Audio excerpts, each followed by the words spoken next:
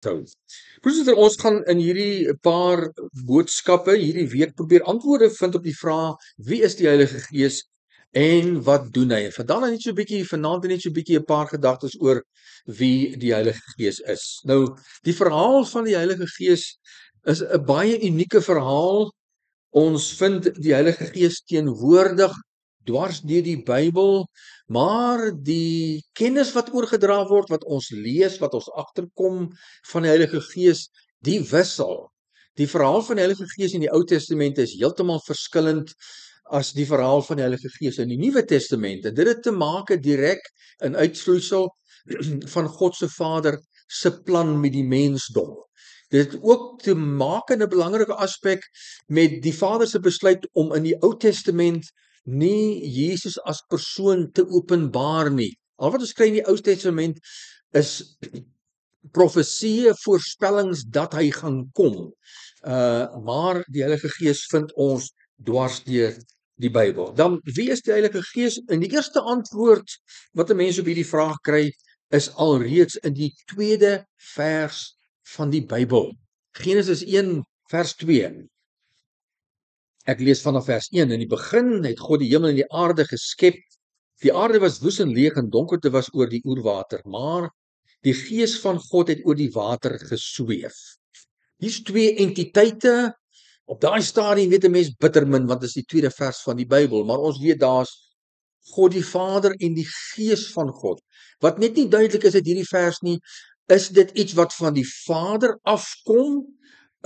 Is dit sy krag wat jy kan sê dis sy Gees wat dit doen, soos wat ons sê hier's my entoesiasme, hier's my besluit, hier's my daad? Is dit so iets of is daardie Gees van God 'n totale afsonderlike persoon? Ons kan dit in hierdie stadium sê nie, maar wat ons daar wel kry is die twee persone van die drie eenheid. En interessant, as ons nou deur die hele Bybel gaan, kom ons in Kolossense 1. En daar ontdek ons 'n baie interessante feit. Daar ontdek ons dat in vers 15-16 dat alles is vir Jesus gemaak en alles wat gemaak was deur Jesus gemaak. Met ander woorde, as ons nou aangaan, vers 3, vers 4, vers 5, elke slag en God het gesê, laat daar lig wees, laat daar. Met ander woorde, daardie God het gesê, is die Vader wat dit gesê het, maar hy het dit aan Jesus gesê. Dis deur hom gemaak en aan Jesus gesê, laat daar lig wees. Ons vind dieselfde modus operandi, werkwyse in die Nuwe Testament. Baie belangrike verse in Johannes waar ons twee aspekte van Jesus se bediening wat baie belangrik is van lees. Daar sê Jesus vir sy disippels en omstanders, ek doen niks wat ek nie eers vooraf sien, die Vader wys my hoe ek dit moet doen nie. En dis natuurlik nou nie fisies of werklik nie, dis in Jesus se kop sien hy gedurig in sy gedagtes die prentjies, doen so. En dan voeg hy by, ek sê niks wat die Vader nie eers vir my sê om te sê nie. Met ander woorde, God die Vader is die een wat er alles is. Daarom is dit so gepas as ons nou spring na die Openbaring boek. Dan lees ons reg aan die einde van die Openbaring boek en na al hierdie dinge gee Jesus die koninkryk terug aan die Vader. Watter koninkryk? Alle Christene wêreldwyd. Want die Vader het dit vir hom gegee, hy's aarde toe deur die Vader om hierdie koning te word, die besluit van God die Vader, die koning van die koninkryk. Watter koninkryk? Almal wat onder die heerskappy van Jesus staan, alle Christene. So in die stadium, twee persone, maar as ons dan kyk in derde persoon, dan ontdek ons Genesis 1 gaan oor 3 persone. Dis net nie bekend gemaak nie. Right.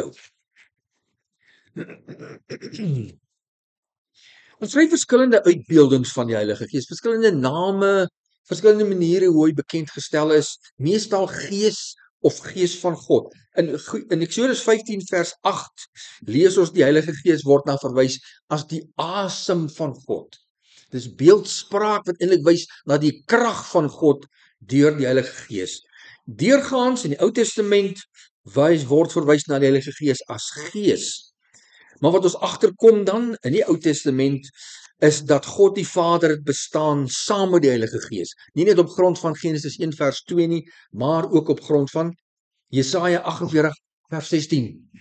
Kom nader aan my toe, luister hierna. Van die begin af het ek, dis die Vader, nie in die geheim gepraat nie.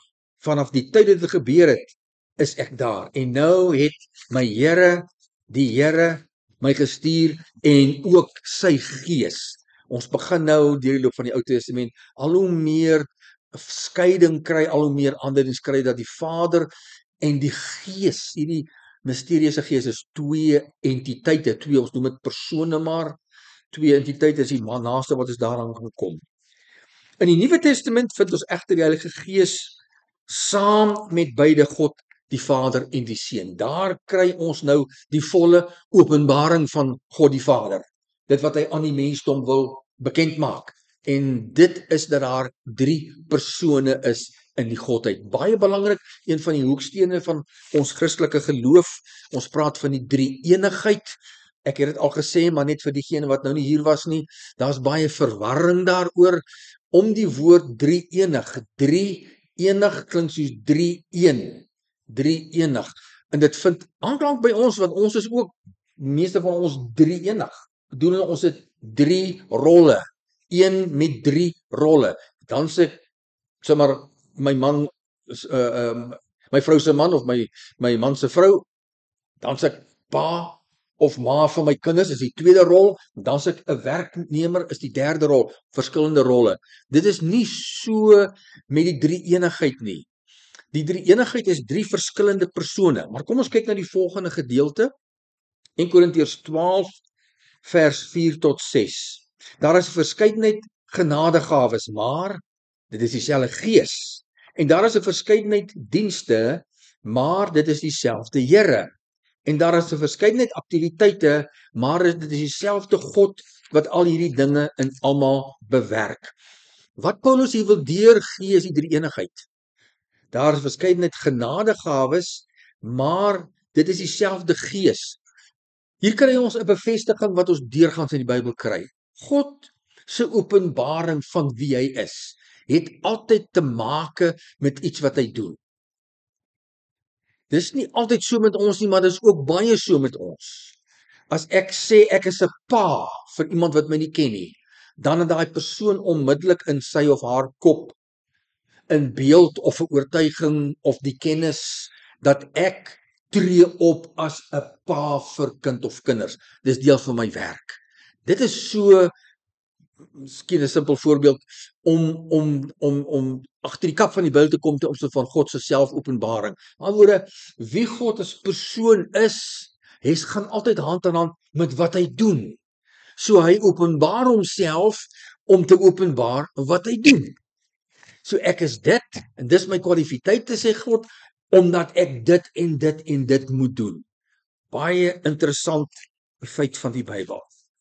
Goed, so hier vind ons die drie eenheid, die Gees wat werk, en dit is al hoe meer word dit duidelik in die Ou Testament al, maar ook in die Nuwe Testament. Ek is nou besig om oor te gaan na wat hy doen. Dit is vreeslik moeilik om te skei wie die Gees is en wat hy doen, omdat hulle so in mekaar verwikkeld is. Maar die Heilige Gees is dan die agent, die mees aktiewe agent van God, die Vader. Ou Testament, uitsluitlik die Vader.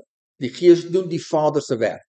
Nuwe Testament na Pinkster, nou doen die Heilige Gees Jesus se werk, maar Jesus se werk is die produk van die ooreenstemming tussen Jesus en die Vader oor wat moet gebeur. Want Jesus is gedurig besig om die Vader se plan met die mense bestaan en met die ewigheid uit te voer. Die Vader het 'n plan gehad. Punt 1 van sy plan is Jesus te skep.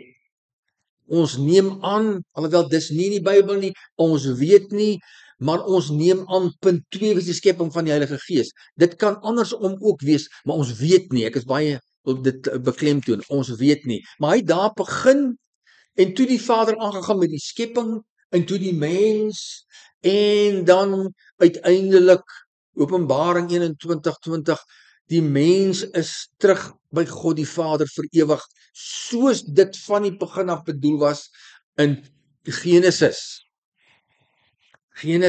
Adam en Eva was veronderstel om altyd in die Here se teenwoordigheid te wees. Wat sou gebeur het na Adam en Eva as hulle nie gesondig het nie? Dit weet ons nie, want dit word nie vir ons vertel in die Bybel nie. Maar goed, dan die Here vers 5 is Jesus dienste, so ons het genadegawes, gawes van wie? Die Vader.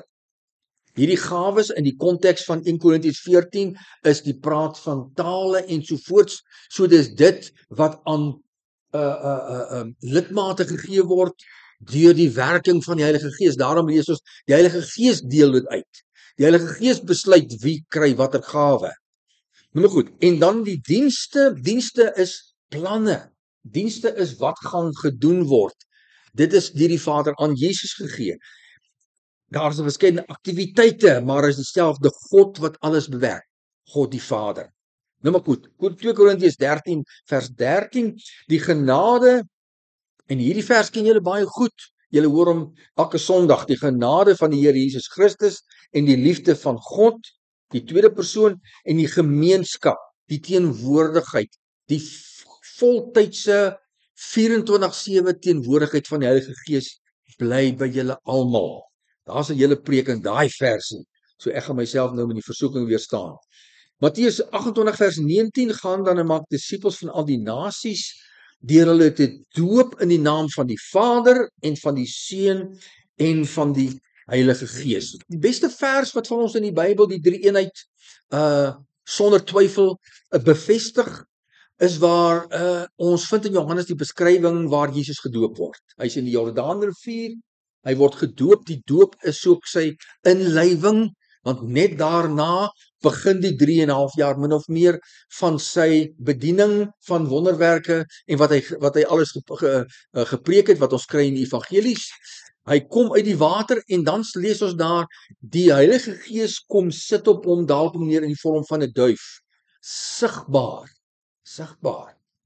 Dis nogal mysterieus. Was dit vir Jesus om te kom weet, hier kom die Heilige Gees? Was dit vir mense later om te besef, dit was 'n simbolisering van die Heilige Gees? Ons weet nie. En dan 'n stem uit die hemel lees ons, dit is my seun in wie ek in welbehaag. Dit is my seun vir wie ek waaroor ek baie gelukkig is. Drie persone, soos daar's 3, 1, 2, 3, 3 persone.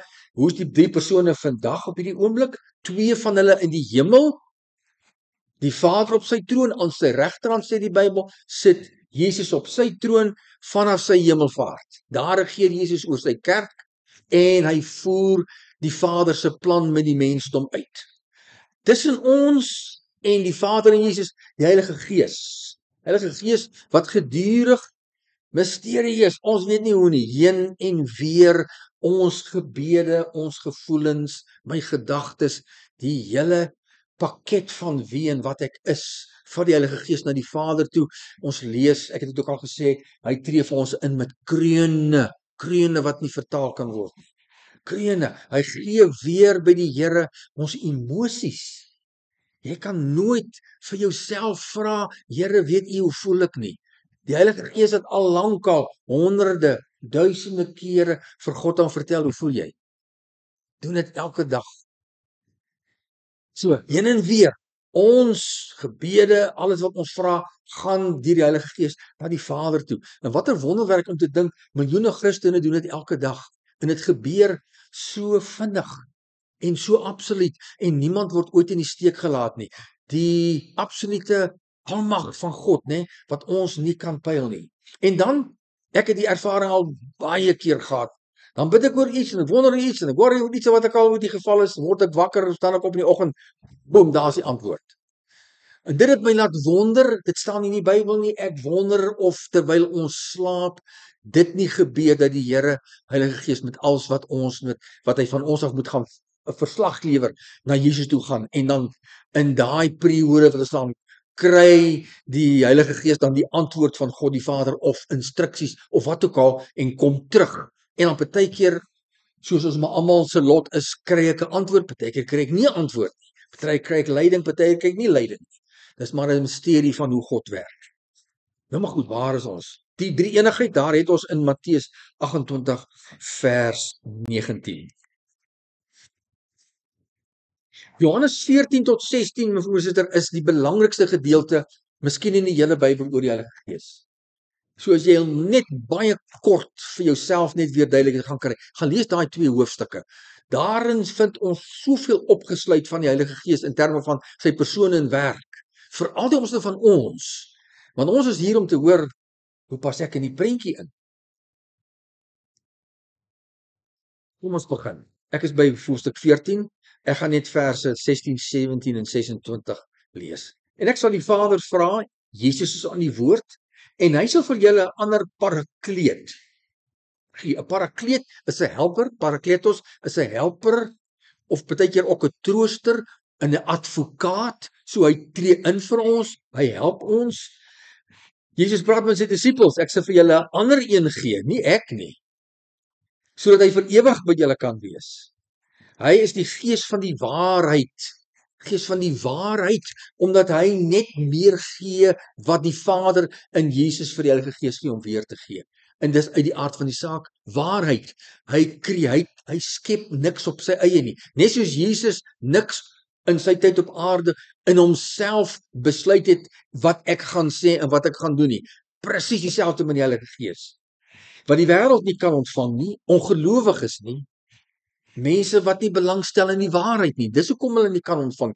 Die wêreld, ongelowiges kan nie die Heilige Gees ontvang nie, omdat hulle hom nie wil hê nie. Omdat hy nie by hulle wêreld sal inpas nie. Omdat hulle nie akkoord kan gaan met die hele doel oor waarom hy in hulle lewe is nie. Omdat die wêreld hom nie sien nie en ook nie ken nie. Maar, my broers, dit is soos uitvind, die wêreld ken en sien hom eintlik. Julle ken hom egter, hierdie sien en ken is op 'n ander vlak, ek kom terug. Julle ken hom egter omdat hy by julle sal bly en in julle sal wees. By en in aansluiting by vanoggend se erediens. Die parakleet, die Heilige Gees, wat ons nou eers in die Nuwe Testament vind ons die woord Heilige Gees. Meestal 90-95% is dit net Gees. Die Heilige Gees, wat die Vader Heilige is, afgesonder, nê? Dis nie, ons het 'n Afrikaans wanneer ons in ons gewone spreektaal sê, maar jy's tog so heilig. Beteken dit heeltemal iets anders as die Bybelse heilig. Ek het dit al vir julle gesê, maar nie vir die wat dit nie weet nie. Heilig Bybels gewys is afgesonder. Afgesonder. Ek het die oulike voorbeeld wat ek nie weet of dit geaanklank vind by die kinders nie. Toe ek 'n kind was, het oumas en oupas almal op die plase. Elke huis het daar so 'n pragtige glaskas gestaan met die mooiste eetgerei. En daai glaskas was toegesluit en mamma het die sleutel, ouma het die sleutel gehad en boeta daar het niemand daar ingekom nie. En niemand het gevat daai goed nie. Tot die dominee kom. Kan nie glo nie. Die dominee kom vir huisbesoek.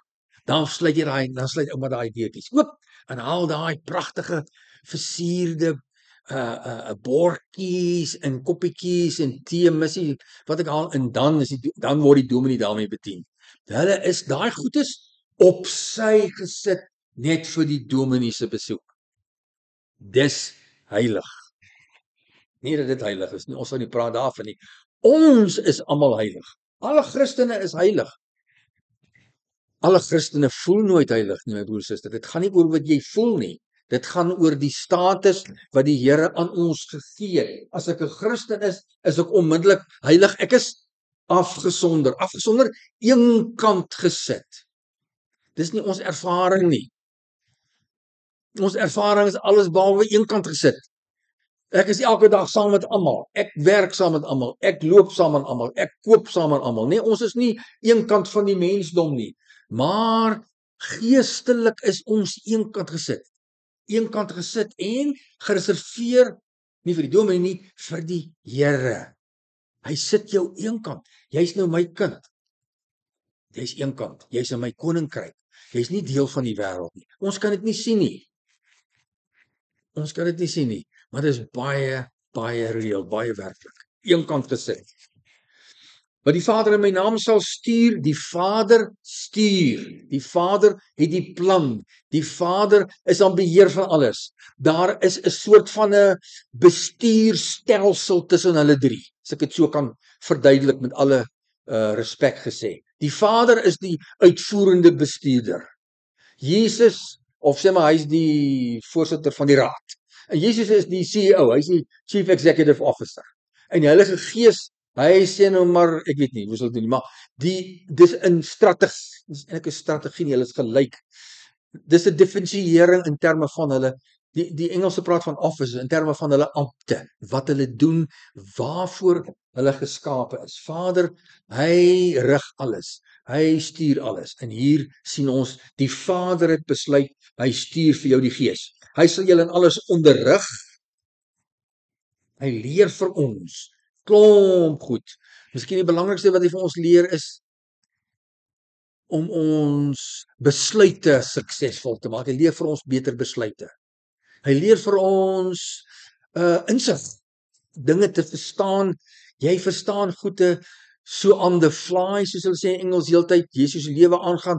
Ons besef bitter min wanneer goede en insig van die Here afkom. Maar die feit dat ons dit het, is juist die feit dat die Heilige Gees aan die werk is. En dis een van die groot boodskappe, broers en susters, wat ek aan u moet deurgee.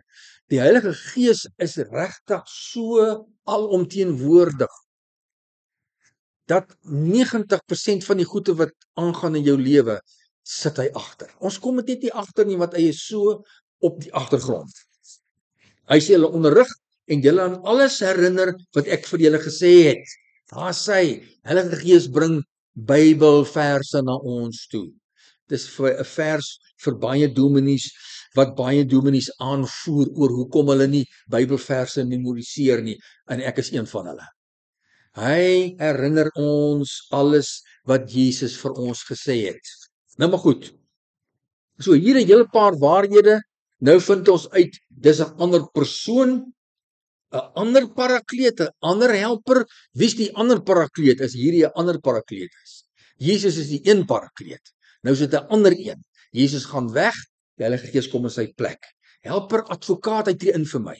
Hy tree in vir my, sodat hy vir ewig by jou kan wees. Nou maar goed, kom ons kyk na die volgende gedeelte. Ons sien weer hier in dieselfde asem, die persoon van die Heilige Gees in die werk. Die persoon, ons kan nie die twee amper skei nie. Die persoon is daar om die werk te doen, en die werk is daar vir die persoon om te doen. Hoofstuk 16, vers 7 tot 15. Ek vertel julle egter, Jesus is besig met sy slot rede, laaste woorde aan sy disippels. Ek vertel julle agter die waarheid, dit is voordelig vir julle dat ek weggaan. As ek nie weggaan nie, sal die parakleet nie na julle kom nie. As ek egter weggaan, sal ek hom na julle stuur. Hy's afkomende van die Vader, word gestuur deur Jesus. Kan u sien hoe die Vader en Jesus heeltyd saamwerk aan dinge? Heeltyd deel is van mekaar se planne en werkinge. Al drie van hulle is heeltyd verskriklik nou verband in terme van wat hulle doen. En wanneer hy kom, hoekom sal Jesus hom stuur? Hoekom die Vader nie? Omdat Jesus dan, toe hy weggegaan het, die hoof geword het van die kerk, die koning van die koninkryk. En daarom het die Vader vir hom gesê, ek het besluit, ons stuur die Heilige Gees na Christene toe, en dan stuur Jesus, dis hoekom hy stuur. En wanneer hy kom, sal hy die wêreld oortuig van sonde, die wêreld, almal, die wêreld oortuig van sonde en van geregtigheid, dit wat reg is, en van oordeel. Van sonde, hoekom? Omdat hulle, wie's hulle? Die mensdom, die wêreld, nie in my glo nie. Die wêreld het nie plek vir Jesus nie, hulle glo nie in Jesus nie. Hulle glo nie van hom nie, hulle glo nie in hom nie. Hulle het nie 'n behoeftes om in Jesus te vertrou nie. Die wêreld vertrou op hulle self. Die wêreld stel nie belang om daai baie belangrike ding wat elkeen en almal van ons beklei so hard teenoor die Here se beheer. Boeta, in die wêreld is nog minder belangstelling om dit te doen. Hulle gaan nie op Jesus vertrou nie, van geregtigheid, omdat ek na die Vader gaan en julle my nie meer sal sien nie. Dit wat reg is, gaan die Heilige Gees nou aangaan. Hoekom? Ek is nie meer daarmee te doen nie. Ek het dit gedoen vir 3,5 jaar, Jesus gesê, het ek vir julle gedurig gesê, dis reg, dis verkeerd, dis reg, dis verkeerd. Ek kan dit nie meer doen nie, ek gaan hemel toe. In my plek, die Heilige Gees sal dit doen. Waar gaan hy dit doen? As hy by julle en in julle is, dan moet hy dit binne in my doen. Dan is dit dinge wat in my gedagtegang na vore kom. Ingewings wat ek kry. Dinge wat ek skielik verstaan, besluite wat ek skielik sien, ek dog is 'n goeie, daai is 'n goeie besluit nie. So rig en stuur die Here ons lewe. En van oordeel, omdat die heerser van hierdie wêreld reeds geoordeel is. Die heerser van hierdie wêreld is Satan, die duiwel. Hy's reeds geoordeel en omdat hy geoordeel is, kan ons nie sy mense oordeel los. Almal word geoordeel, daarom word almal eers gewaarsku. Dis reg. Dis wat die Heilige Gees doen. Elke persoon op aarde. Jy ooit gewonder dat hierdie mense wat so in die nuus is, in geld steel, links en regs, ooit besef dis verkeerd? Die antwoord is ja, my broer en suster. Ja, hulle weet. Dis nie omdat hulle ma's en pa's nie vir hulle geleer het. Hoekom weet hulle? Omdat die Heilige Gees vir hulle sê, jy steel, jy steel, jy steel, dis nie reg nie, dis nie reg nie, as jy aanhou, gaan jy hel toe. Sonde, dis verkeerd, moenie steel nie, dis reg. Oordeel, jy gaan geoordeel word vir wat jy hier doen. Sonde, geregtigheid en oordeel, die hele wêreld, sodat niemand ooit, en ek het al baie gesê, voor die Here met die oordeelsdag gaan sê, maar ek het nie geweet nie, Here, ons het in die Amazone oerwoud groot geword, en ek was 'n kind daar in die 6de eeu, ons het nooit van Jesus gehoor nie, ons het nie die beskawing gesien nie, niks nie. Wat sê, en dan die Bybel vir ons 'n antwoord daarop ook, Romeine 1 en 2. Dan oordeel die Here daai mense volgens hulle wette en in daai geval is die Heilige Gees nog steeds daar. Hy was by al wat 'n mens is wat ooit geleef het in watter beskawing ook al. Het die Heilige Gees gepraat en gesê, dis verkeerd, dis reg. Goed. Ek het nog baie dinge om vir julle te sê, maar julle kan dit nie nou verwerk nie. Maar wanneer hy kom, die Gees van die waarheid, dis weer Gees, sal hy julle in die volle waarheid lei. Want hy sal nie uit homself praat nie, maar hy sal net sê wat hy hoor. U sien weer die Heilige Gees absoluut in diens van Jesus en die Vader. Die Heilige Gees, nes Jesus, kan niks op hulle eie doen nie. Al twee is in diens van die Vader, die Vader se plan. So die Vader delegeer aan Jesus, Jesus gee opdrag aan die Heilige Gees om die Vader se wil uit te voer. En hy sal die toekomstige dinge aan julle bekend maak. Hy sal my verheerlik. Verheerlik, hy sal vir ons herinner en dit aan ons harte druk hoe Jesus vir ons gesterf het, dat ons die omvang, die volle betekenis daarvan kan snap. Dan word hy verheerlik, wanneer ek dit waardeer, wanneer ek met nagmaal besef, die Here vergewe al my sondes, dan word Jesus verheerlik wanneer ek hom daardeur waardeer en loof. Alles wat my Vader het, is ook myne. Dit kom van die Vader af, die Vader gee as vir Jesus, einde vir Openbaring, Jesus gee as terug aan die Vader, want dit kom van die Vader af, wat vir my so mooi is. Daarom het ek gesê, wat hy van my ontvang, sal hy ook aan julle bekend maak.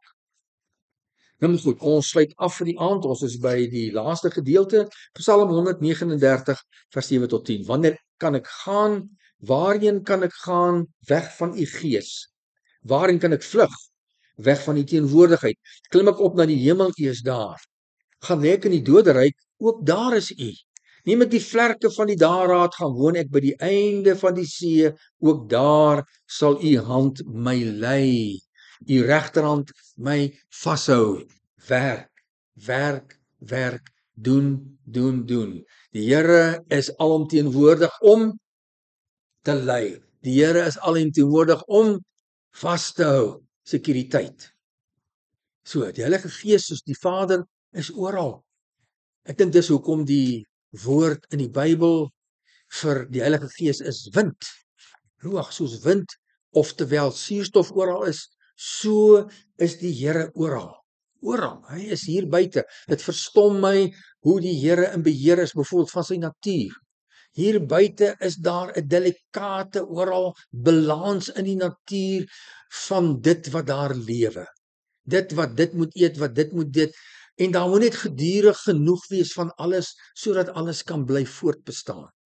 En dis die Here wat in sy almag totaal in beheer is op die aarde, en so ook in ons lewens. Amen. Hemelse Vader, dankie Here, ons kan regtig opgewonde word, raak oor die Heilige Gees. Dankie vir die bevestiging van die Bybel, dat hy die deel is van die drie-eenigheid. God saam met ons, God in ons, God by ons. En alles wat U vir ons wil gee, kom deur die Heilige Gees by ons aan. En die wonderlike sekuriteit en vertroue, gerusstelling, dat ons weet alles wat ons is elke dag, dit gaan gereeld deur die Heilige Gees op na U toe. U weet waar ons is, elke dag. U weet waar ons is in ons koppe, in ons emosies, in ons omstandighede, in al ons bekommernisse en vrees en angs en drome. Dankie dat ons U so kan vertrou. Help vir ons om honger te bly en te wees vir die Heilige Gees.